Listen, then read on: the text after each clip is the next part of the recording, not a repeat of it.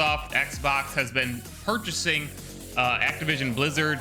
That cases, because it's multiple countries, regulators are hearing that right now. Microsoft and Xbox, I have a video about this on the channel, multiple, so look around for those on the channel if you're not in the loop on that news.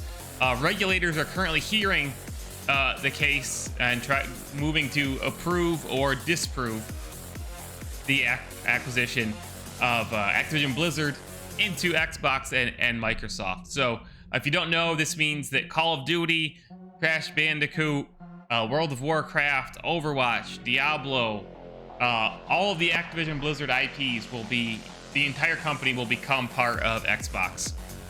And a lot of people have been asking about, you know, what are Activision Blizzard's and Xbox's plans for these franchises, many of which have been on multiple platforms for a long time. And Microsoft has done it both ways. You know, people ask the same question when Microsoft purchased Bethesda. You know, what are they going to do with those titles? And time will tell, right? Some of these franchises likely will stay multi-platform. When Microsoft bought Minecraft, they kept it multi-platform. Minecraft is still equally supported everywhere. Xbox, PC, PlayStation, Switch, mobile, across the board. Other times they are going to make certain games exclusive, right? Like Starfield, which is an Xbox and PC exclusive. Microsoft's goal here obviously is to put Xbox and PC and Microsoft first, as any company's goal always is. But Microsoft's strategy is also to leverage Game Pass through all of this.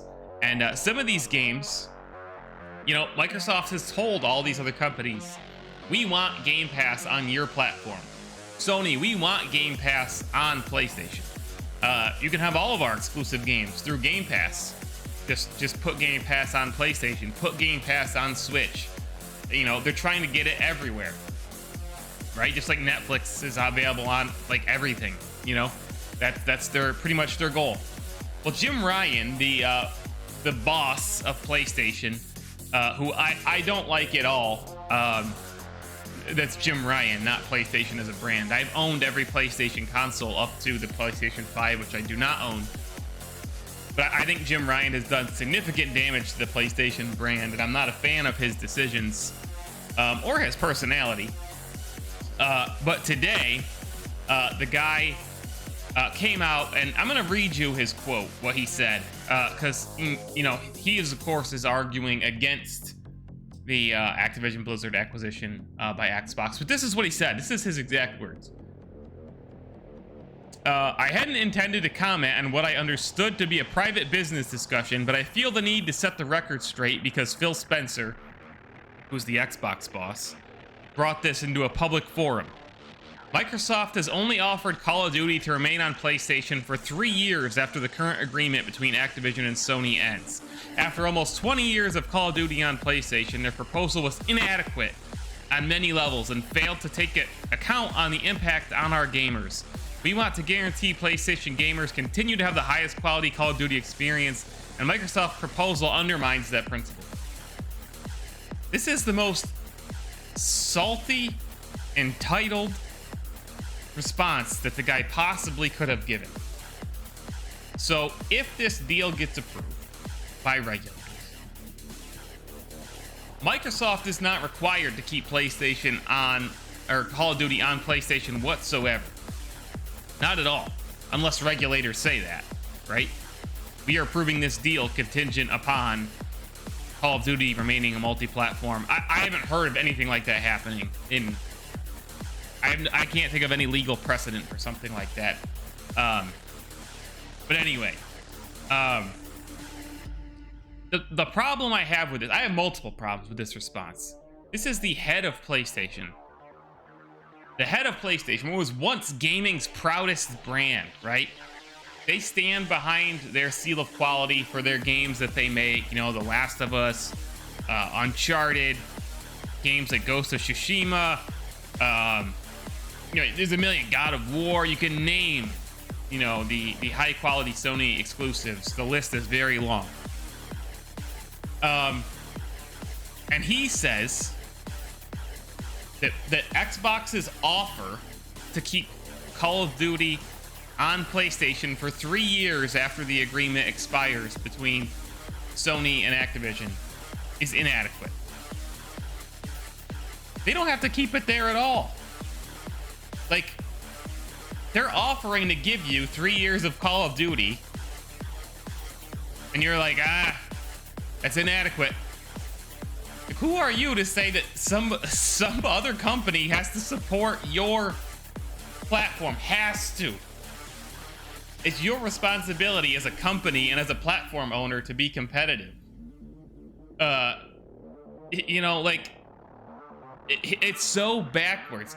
My response to this would be, why haven't you as a company maintained a shooter, any freaking shooter, by the way, Sony, to keep exclusive to your platform? Not rely on a third party or whatever. They don't even have any first-party shooters anymore. They let Insomniac's Resistance die. They let Killzone die. They let SOCOM die. And now they turn around and they say it's inadequate for Xbox to only promise us Call of Duty for 3 more years. They don't have to give it to you at all. It's like somebody donates to your charity or somebody donates to your stream, and you're like, hey, that donation was not big enough. That's inadequate. You should be appreciative, and you should try to cultivate that relationship, and you should be trying to prove that you're worth investing in, right? Like, and by the way, guys, because Phil Spencer has promised PlayStation 3 years of Call of Duty after their agreement expires, does not mean that it's only going to be 3 years. He didn't say, after 3, I'm cutting it off. He didn't come out and say, after 3, you're done. He said, this is what I can promise you. And then, you know, it makes sense. After 3 years, you might need to reassess. Call of Duty might be in a completely different place in 3 years. Call of Duty might be in the toilet. Xbox might be doing very different. PlayStation might be doing very different. Game Pass might be doing very different. And by the way, all the Call of Duty games are going to go on to Game Pass. So, I mean, the value of getting, assuming the deal's approved, would you rather pay for Game Pass and get every Call of Duty game, or would you rather pay $70 on PlayStation? I get that PlayStation wants it somehow, but again, the disparity in value here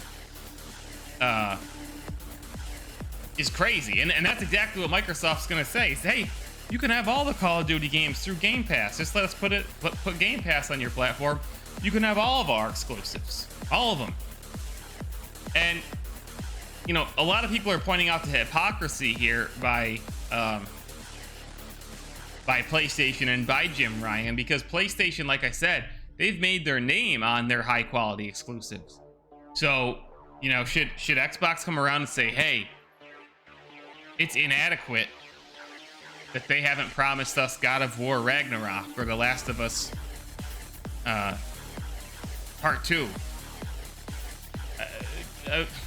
Exclusives have been part of the gaming industry since the beginning of time, and we are seeing that strategy change because it doesn't make sense anymore. It does make more sense to try to sell as many copies as you can, get as many subscriptions as you can, put your services as many places as you can in most cases. And Sony's behind the ball on this. They're still operating under that exclusive kind of mindset, and they're just now beginning to release more games on PC, which I believe is a very good thing. Those IP that PlayStation own can benefit from PC release.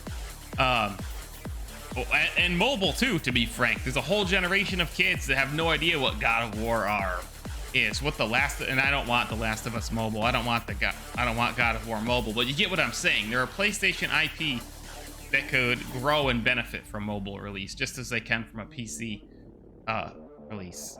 Just Little Big Planet, for example, can be easily supported on mobile. I believe there's one Little Big Planet game, at least another one coming. But you understand what I'm saying.